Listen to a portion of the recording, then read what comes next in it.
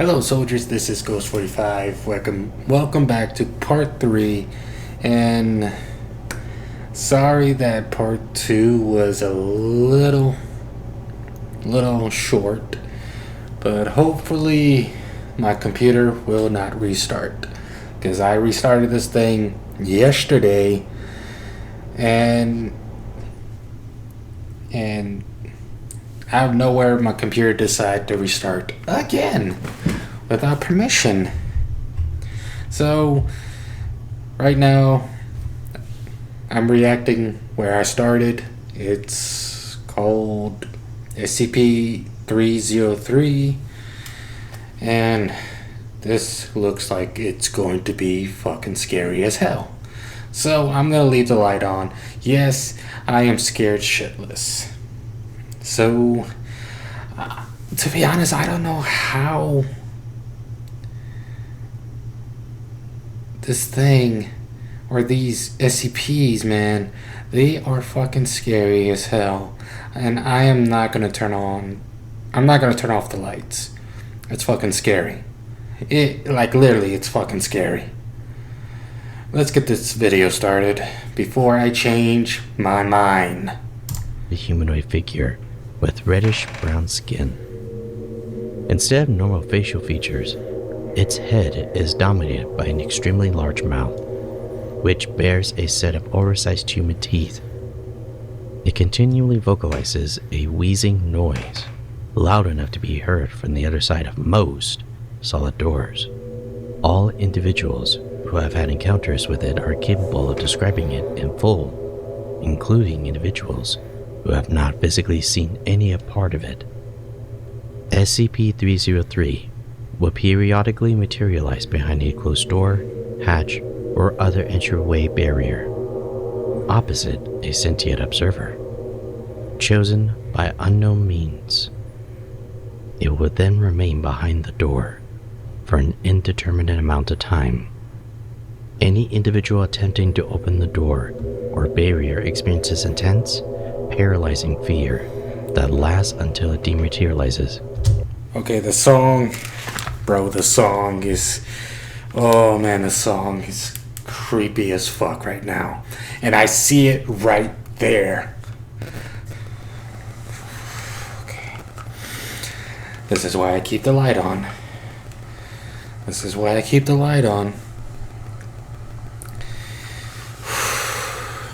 Okay, I got this. I don't got this. The source of this fear is not clear, but appears to be similar in nature to arachnophobia and ophidiophobia, originating on a preconscious genetic level. SCP-303 does not allow itself to come into direct visual contact with any observer, and has never allowed any one individual to view more than 10% of its form. When the door or other entryway barrier is partially or completely transparent, it will materialize in an orientation that leaves 10% or less of its body visible, or cause effects of fog or frost on the transparent surface to achieve the same effect. How SCP-303 arrived at site is not known at this time. Its first recorded appearance was on 1st March 2010. It is suspected that it was inadvertently transferred along with or manifested by another SCP on site. As SCP-303 has not yet been known to travel beyond the boundaries of site, the entire area of the site is currently considered its containment area. All rooms are altered where possible so as to have two entrances separated by a distance of 10 meters or line of sight. Personnel are distributed evenly throughout the facility with available radio or intercom contact so that encounters may be resolved quickly. Personnel who witness SCP-303 are submitted for immediate psychiatric evaluation.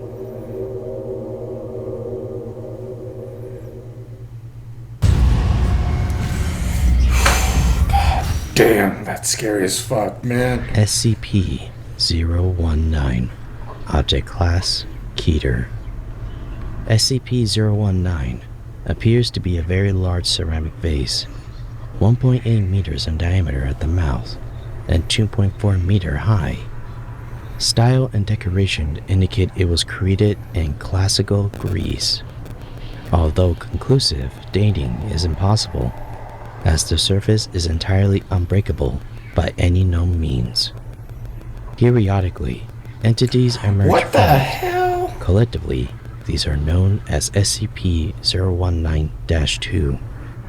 The entities vary in many aspects, Oh my but tend to be gosh. small, vaguely humanoid, though they may have animaloid features, and extremely hostile. Although fairly delicate, they are reasonably strong and pose a considerable threat in large numbers.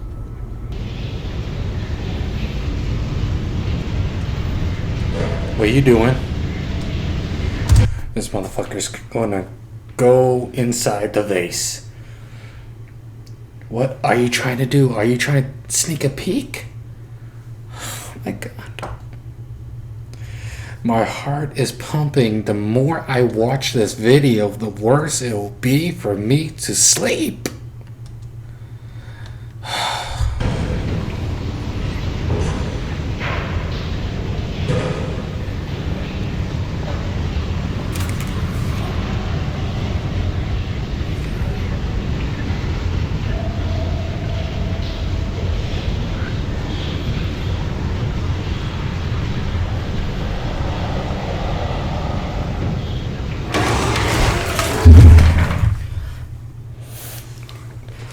Oh, goddamn.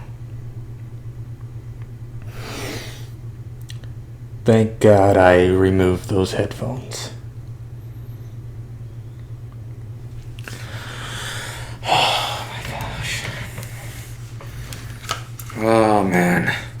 I'm doing this for views. I'm doing this so I can entertain y'all and torture myself. I hate it. I hate it. I hate it. I hate it. When kept at 0 degrees Celsius, entities will emerge from SCP-019 at a rate of approximately 1 entity per hour. It is noted that any movement to it, posing a threat to it, or any introduction of foreign objects into the interior of the vase would cause SCP-019-2 instances to emerge quicker. In addition, tipping or tilting SCP-019 will create a reaction as though it was previously filled with SCP-019-2 specimens. Although viewers looking into SCP-019 from above will merely observe a dark hole. Due to the production rates of SCP-019-2, when the object is disturbed, measurement of the internal cavity is difficult, but it is suspected to be inconsistent with outside measurements. SCP-019 is kept on a wide grate in a reinforced concrete room installed with an incinerator. The room is kept at 0 degrees Celsius when the incinerator is not activated. An observation chamber separated by a plate glass window is used for constant observation of SCP-019. If and when specimens of SCP-019-2 are observed, the incinerator is activated. In the event of an outbreak of 019-2, ordinary firearms are successful in terminating individual specimens. Although, in the case of a swarm-level outbreak, flamethrowers are proven to be more effective.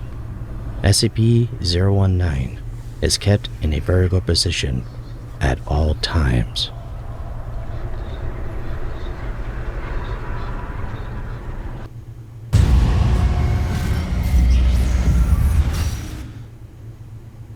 SCP-082. Object Class Euclid.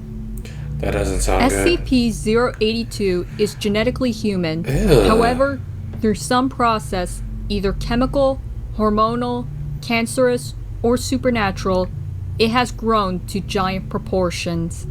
Approximately 2.4 meters tall and weighing over 310 kilograms, SCP-082's physical characteristics are grossly disproportionate. It has a slightly pointed, balding head, a large rounded chin and jaw, a bulbous nose, and dark, sunken eyes.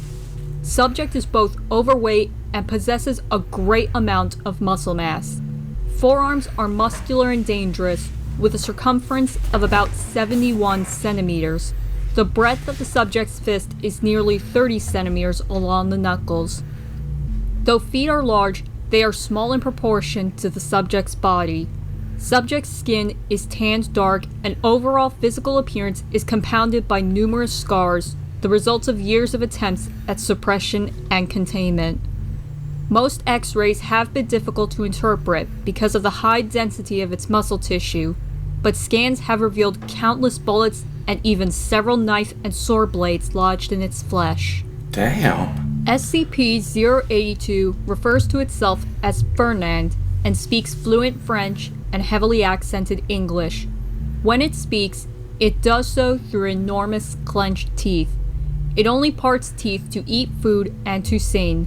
Subject will sing songs of its own pleasing, ranging from forgotten Victorian-era bar songs to modern classical, typically while cooking and eating. SCP-082 does not comb the hair on the sides of its head, but does cut it, and shaves with a large butcher knife originally provided for food preparation. It should be noted that even facial hair is exaggerated, a single strand being as thick as a millimeter, similar in thickness and appearance to graphite of a mechanical pencil.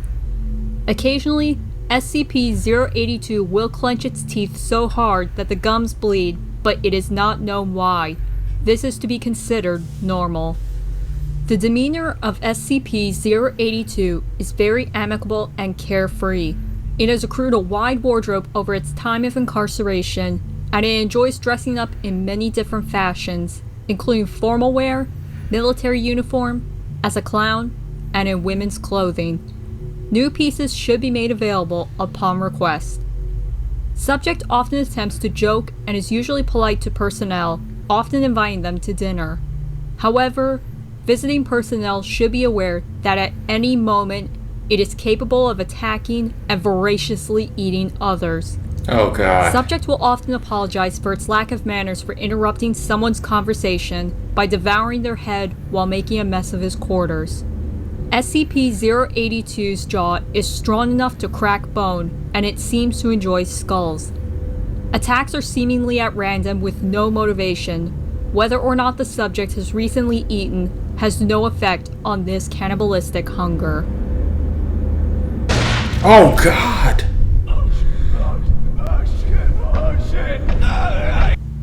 What did he do? SCP-082 is incapable What of did he differentiating do? fact from fiction when it reads or watches television and films. On several occasions, it has expressed a great desire to meet his favorite person, Hannibal Lecter, and the subject will believe that all television programming is some form of reality television. Though the subject has shown heightened intelligence in the form of memory and puzzle solving, the concepts of parody, satire, and fiction are beyond its understanding. SCP-082 apparently understands the concept of lying, has shown to know when others are blatantly lying, and generally tells obvious falsehoods when asked about its past. According to 082, it is a vampire, a homunculus, Big Bird, Andre the Giant, Napoleon, Dr. Jekyll, Mr. Hyde, the Hulk, Alexander the Great, Captain Hook, Sherlock Holmes, Dr. Frankenstein, and Frankenstein's monster. When questioned about these lies, it gives the excuse, but I only lie when it's through my teeth. Enlarged living quarters located at Armed Biocontainment Area 14 have been appropriated for the suppression and appeasement of SCP-082. While standard weapons have little effect in policing 082, cooperation is easily attained through a charade.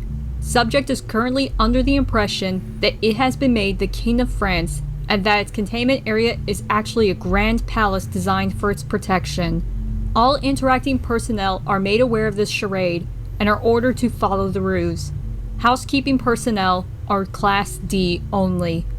Guards tasked with the containment of SCP-082 are given Level 2 clearance, but are instructed to refrain from interacting directly with it.